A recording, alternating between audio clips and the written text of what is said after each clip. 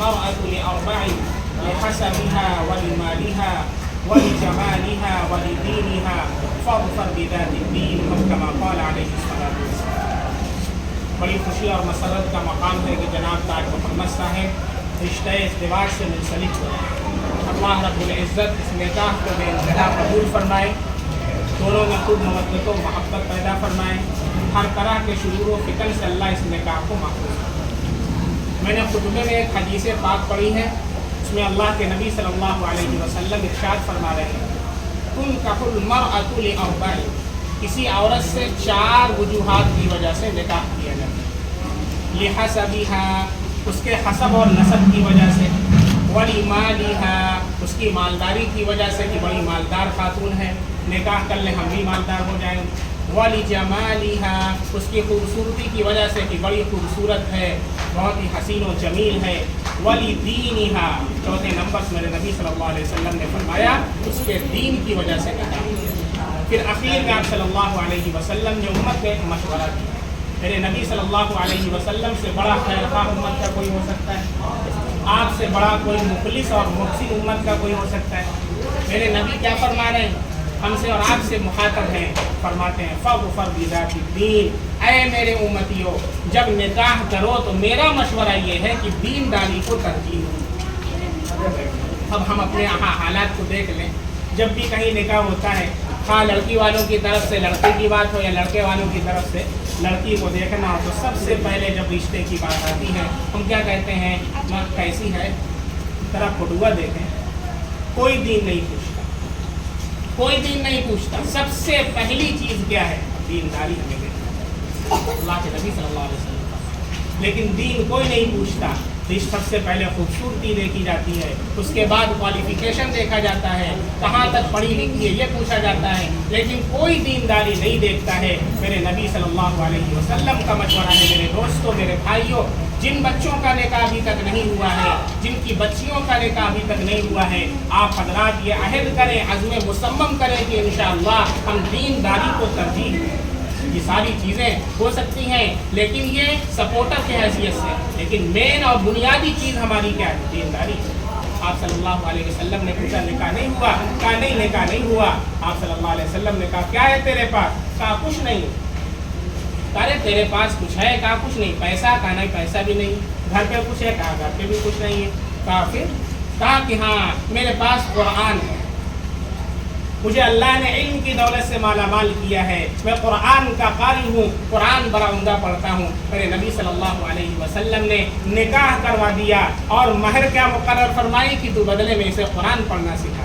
اس طرح کے نکاح اللہ کے نبی صلی اللہ علیہ وسلم نے کیا ہے، لیکن بڑے افسوس کی بات ہے، بہت ہی زیادہ اس میں ہم لوگوں کے پچھتاوے کی بات ہے کہ ہم نے دینداری کو یکسر فراموش کر دیا۔ اس کی وجہ سے آج کے حالات میں دیکھا جاتا ہے آئے دن اس طرح کے معاملات آتے ہیں کہ اس کے اندر گھر کے اندر جھگڑا ہے اور شوہر اور بیوی کے اندر بجائے مودت اور محبت پیدا ہونے کی بوریاں ہوتی چلی جاتی ہیں۔ اس لیے ہم سب کو اس پر توجہ کرنا ہے، اور دوسری چیز نماز کی پابندی کرنا ہے، 5 وقتہ نماز کی پابندی کرنا یہ سب سے بڑی ذمہ داری ہے۔ ایک کلمے والا ہو کر کے اگر نماز نہ پڑھے، اللہ کے نبی ارشاد فرماتے ہیں من ترک الصلاۃ متعمدا فقد کفر، جس نے جان بوجھ کر کے نماز چھوڑ دی اس نے کافروں والا عمل کیا۔ ایسا ہو ہی نہیں سکتا کہ ایک آدمی مسلمان بھی ہو اور نماز بھی چھوڑ دے، جان بوجھ کر کے کوئی مسلمان نماز نہیں چھوڑ سکتا ہے۔ اس لیے ہم سب نیت کریں انشاءاللہ آئندہ ہم سب نماز کی پاسداری کریں گے، پابندی کریں گے اور جان بوجھ کر کے نماز نہیں چھوڑیں گے۔ اگر کبھی غلطی سے قضا ہو جائے یا آنکھ نہ کھلے تو پھر ہم لوگ اس کی قضا کر لیں گے، لیکن پلان بنا کر کے نماز چھوڑنا، دیر رات تک جاگنا، موبائل پر لگے رہنا اور صبح فجر کی نماز چھوڑ دینا، افسوس کی بات ہے۔ جو مسجدیں رمضان میں فجر میں اتنی پر ہوا کرتی تھیں کہ اس میں جگہ نہیں ملتی تھی نماز پڑھنے کے لیے، آج انہی مساجد کے اندر آپ جائیں دیکھیں 3 سے 4 آدمی وہی بوڑھے اور پرانے لوگ ہیں جو پہلے رہا کرتے تھے۔ کہاں گئے سارے نوجوان؟ रमज़ान चला गया कि इस्लाम ही ख़त्म हो गया, क्या सारे मुसलमान ख़त्म हो गए? अब ये बताएं कि अगर मस्जिदें जहाँ से अल्लाह के मुनादी की सदा आती है अल्लाह अकबर की, अल्लाह की ज़ात बड़ी है, हम मस्जिदों को आबाद नहीं करते हैं, तो अल्लाह रब्बुल इज़्ज़त ये मस्जिदें बद्दुआ देती हैं, ऐ अल्लाह जिन लोगों ने मुझे आबाद किया तो उन्हें आबाद फरमा, और जिन लोगों ने मुझे वीरान किया उन्हें वीरान फरमा। अल्लाह के घर हमें बद्दुआ दें तो फिर हमारी तबाही का और हमारी बर्बादी का रोना हम किससे रोएंगे? अल्लाह रब्बुल इज़्ज़त से तौबा करें, सच्ची पक्की तौबा करें कि हम सब इंशाअल्लाह आज के बाद से एक भी नमाज नहीं छोड़ेंगे, अपने माँ बहनों को पर्दे का एहतमाम करवाएंगे और दीनदारी को तरजीह देंगे इंशाअल्लाह। इसी तरीके से जिन बच्चे बच्चियों की उम्र हो चुकी है निकाह की, उनका फ़ौरन हमें निकाह कर देना। बहुत से लोग ये कंप्लेन करते हैं हमारा बच्चा कुछ नहीं करता है, हमारा बच्चा कुछ नहीं करता है, कैसे निकाह करें? 28 साल एज हो चुकी, 30 साल एज हो चुकी, क्या कर रहा है? मगरिब के बाद जाओ देखो, अक्सर मुस्लिम महल्लों के अंदर बैठ करके लूडो खेल रहे हैं, कैरम खेल रहे हैं, गुल्ली डंडा खेल रहे हैं, क्रिकेट खेल रहे हैं, वो कुछ करेगा भी नहीं। जब तक उसका निकाह नहीं करोगे उसके ऊपर जिम्मेदारी नहीं आएगी। आप जिम्मेदारी उसके अंदर पैदा करें। कुरान में अल्लाह ताला इरशाद फरमाते हैं, वअनकिहुल अयामा मिनकुम वस्सालिहीन मिन इबादिकुम व इमाइकुम इन यकूनु फुक़हा युग़निहिमुल्लाहु मिन फ़ज़लिही। तुम निकाह करो, अयामा अय्यिन की जमा है। अय्यिन किसे कहते हैं? जिसका निकाह न हुआ या निकाह तो हुआ हो लेकिन उसके बाद उसकी बीवी का इंतकाल हो गया हो, इसी वजह से अलहदगी हो गई हो, उसे अय्यिन कहते हैं। इसी तरीके से उस लड़की को भी कहते हैं जिसका अभी तक निकाह न हुआ। अल्लाह फरमा रहे अनकिहुल अयामा, निकाह करवाओ उन लोगों का जो तुम में बेनिकाह हैं, चाहे वो मर्द हो या औरत हो। वस्सालिहीन मिन इबादिकुम व इमाइकुम, और नेक बंदों का और बंदियों का। इन यकूनु फुक़रा, अगर वो फकीर होंगे, अगर वो मोहताज होंगे, युग़निहिमुल्लाहु मिन फ़ज़लिही, अल्लाह अपने फजल से उन्हें मालदार बना दे। अल्लाह कुरान में फरमाते हैं। कितने ऐसे लोग हैं निकाह के बाद देखें सेट हो गए, लाइन वहीं से सेट हो जाती है, और इस वजह से कि जो आप लोग 11-12 बजे रात तक इधर उधर टहल रहे हैं, बीवी से निकाह होगा ना, जहां 9 बज जाएगा फोन आएगा, कहाँ हो, सेट कर देगी, आपको लाइन पर ला देगी। और निगाहें जो इधर उधर आपकी भटक रही हैं, निकाह की वजह से अल्लाह निगाह को महफूज कर देगा। निकाह की वजह से अल्लाह के नबी इरशाद फरमाते हैं, निकाह की वजह से 2 फायदे, फ़इन्नहु अग़द्दु लिलबसर व अहसनु लिलफ़रज। निकाह निगाह को नीची कर देता है और शर्मगाह की हिफाजत का ज़रिया। इसलिए मेरी दरख्वास्त है तमाम नौजवानों से जिनका भी निकाह नहीं हुआ है और वो सोचते हैं अपना कैरियर बना रहे हैं, कैरियर उसी वक्त बनेगा जब आप हलाल रास्ते पर आएंगे। हराम करते रहोगे, खुदा की कसम कभी कैरियर नहीं बनेगा। ज़िना कर रहा है आज का नौजवान, हरामकारी कर रहा है, आप क्या समझते हैं? आंखों से देखना आंख का ज़िना है, चैटिंग करना, कितनी कितनी गर्लफ्रेंड्स हैं, क्या हो रहा है कॉलेजेस के अंदर आपको मालूम है?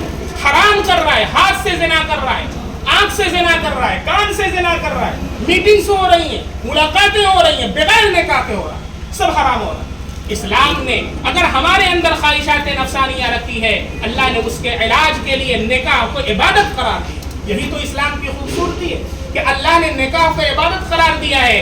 अगर बगैर निकाह के कोई नामहरम से मिलता है वही हराम है, ज़िना है, निकाह के बाद मिलता है वही इबादत है, सदका है, सवाब।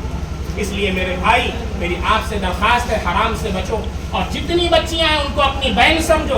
ये बच्चियां आपके लिए रिस्पॉन्सिबिलिटी हैं, ये आपके लिए चांसेस नहीं है। इनको गोल्डन अपॉर्चुनिटी समझकर इनसे फायदा ना उठाओ, बल्कि अपनी जिम्मेदारी समझ करके इनकी हिफाजत का जिम्मा अपने सरों के ऊपर लो। अल्लाह रब्बुल इज़्ज़त ने कुरान में इरशाद फरमाया है, अपनी निगाहों को नीचे रखो। वक़ुल लिल मुमिनीना यग़ुद्दू मिन अबसारिहिम व यहफ़ज़ू फ़ुरूजहुम। ऐ नबी, मोमिनीन से कह दीजिए अपनी निगाहों को नीचे रखें और शर्मगाह की हिफाजत करें। और ये उसी वक्त होगा जब आपका निकाह होगा। एक बंदा आया, कहने लगा बड़ा परेशान हूँ, 28 साल की एज है, कोई तस्बीह बता दीजिए। मैंने कहा क्या हो गया? कहा इधर उधर दिल भाग रहा है। मैंने कहा तेरी तस्बीह निकाह करना है, आपको निकाह नहीं कर रहे हैं, इसलिए बड़ी परेशानी हो जाती है।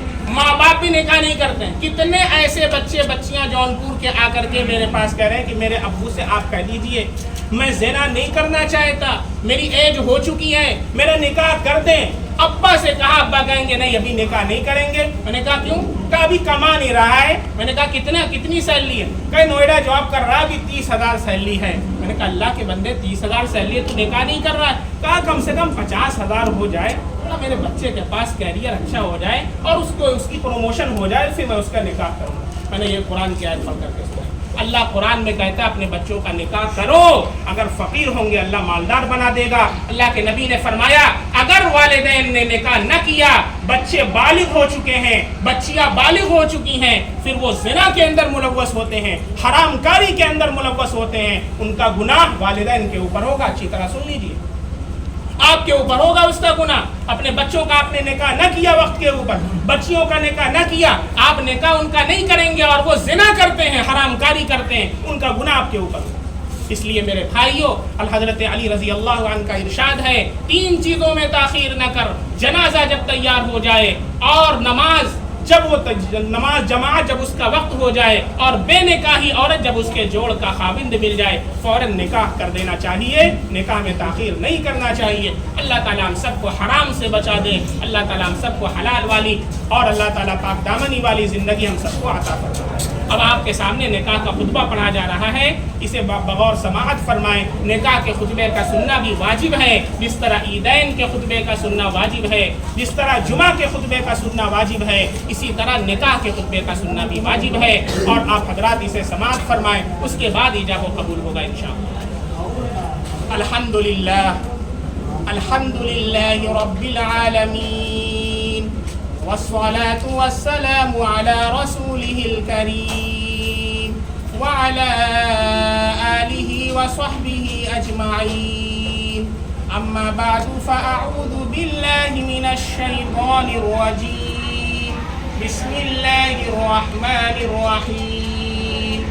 يا أيها الناس اتقوا ربكم الذي خلقكم من نفس واحدة وخلق منها زوجها وبث منهما رجالا كثيرا ونساء واتقوا الله الذي تساءلون به والأرحام إن الله كان عليكم رقيبا.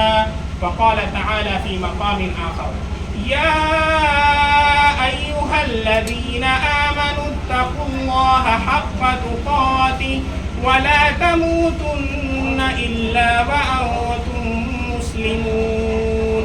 وقال تعالى في مقام آخر يا أيها الذين آمنوا اتقوا الله وقولوا قولا سديدا يصلح لكم أعمالكم ويغفر لكم ذنوبكم ومن يطع الله ورسوله فقد فاز فوزا عظيما.